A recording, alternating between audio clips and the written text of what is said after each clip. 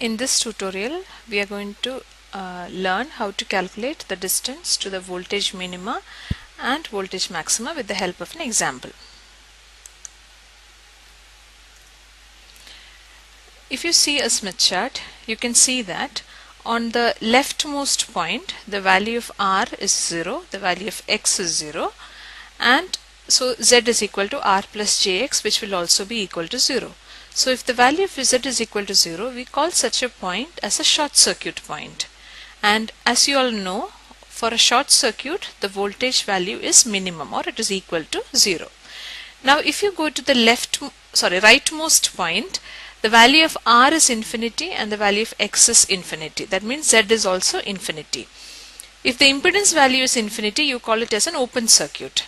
And as we know, the voltage is maximum at an open circuit. So we need this idea to learn how to calculate the voltage minimum and voltage maximum.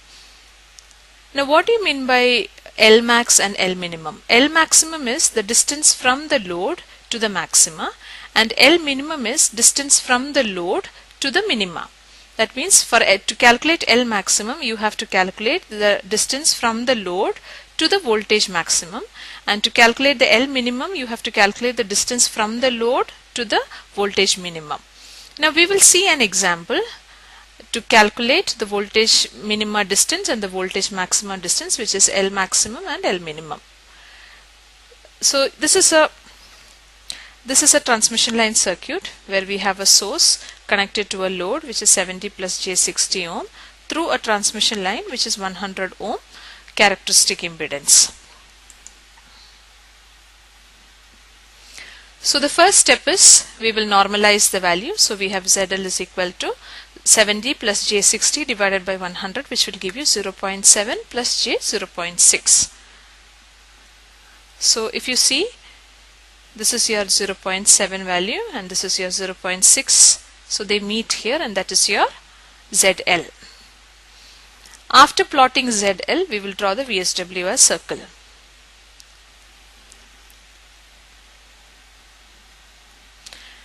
Now we can see that when we draw a straight line from the center of the circle, so this is your ZL.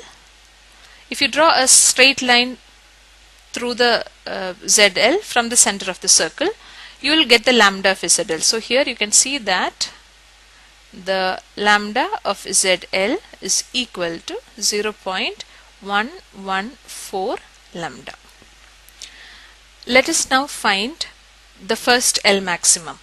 Now first L maximum means the distance from the load. So this is the position of the load, the distance from the load to the first voltage maximum when you move clockwise. So you have already seen that your voltage maximum happens here. This is your Vmax.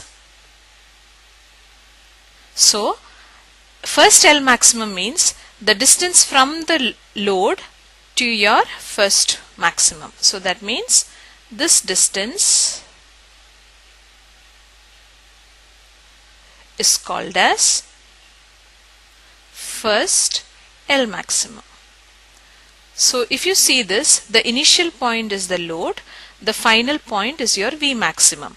So first, and the lambda of V maximum is equal to 0.25 lambda if you see the scale. So first L maximum is equal to lambda of V maximum minus lambda of ZL. So that is equal to 0.25 lambda minus 0.114 lambda, which is equal to 0.136 lambda. So first L maximum means the distance from the load to the first voltage maximum. Suppose the question is to find out second L maximum.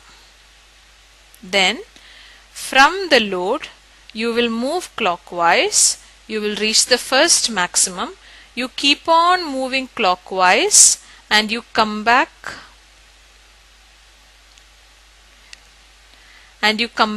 here. That means This is your first L maximum, then you take one full circle and then come back here. So that means it is first L maximum plus, as you all know, one full circle is 0.5 lambda. So here it will be 0.136 lambda plus 0.5 lambda will be equal to 0.636 lambda.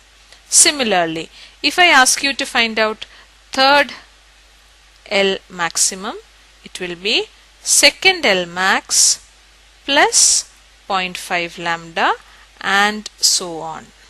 So this is how we find out the distance of maxima from the load. So depending on first, second or third or fourth, you have to substitute, keep on adding the values of 0.5. Next we will learn how to calculate L minimum. So this was our ZL. This was our ZL and this was your lambda of ZL, which is equal to 0.114 lambda. Now as you know, this point is going to be your V minimum. Okay. V minimum is equal to 0 lambda. So if I have to find out the distance of first L minimum, I have to calculate the distance from the load to the first minimum. So I will always move clockwise. So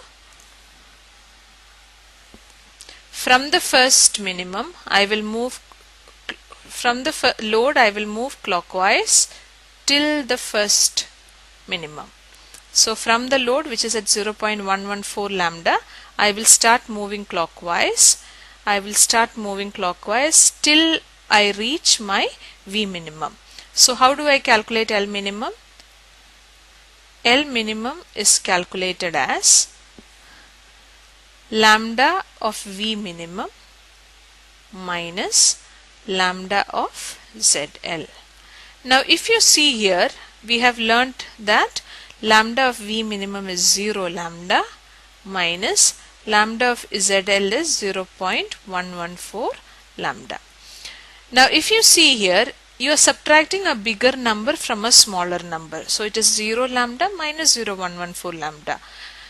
And we also know that 0 lambda is equal to 0.5 lambda, because one full circle of a Smith chart is equal to 0.5 lambda.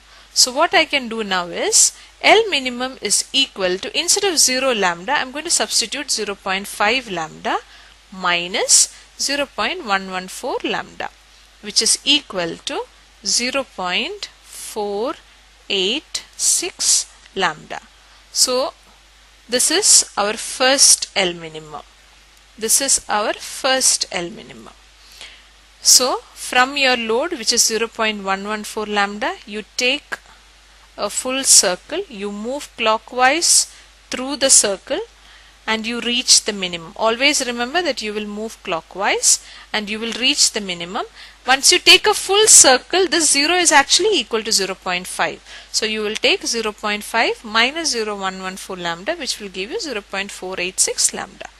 Just like that, what we have learned for L maximum, I can find out my second L minimum as first L minimum plus 0.5 lambda, which will be in this case 0.486 lambda plus 0.5 lambda, which will be 0.986 lambda. Similarly, my third L minimum would be second L min plus 0.5 lambda. Another thing that you can find out easily from the L max L min is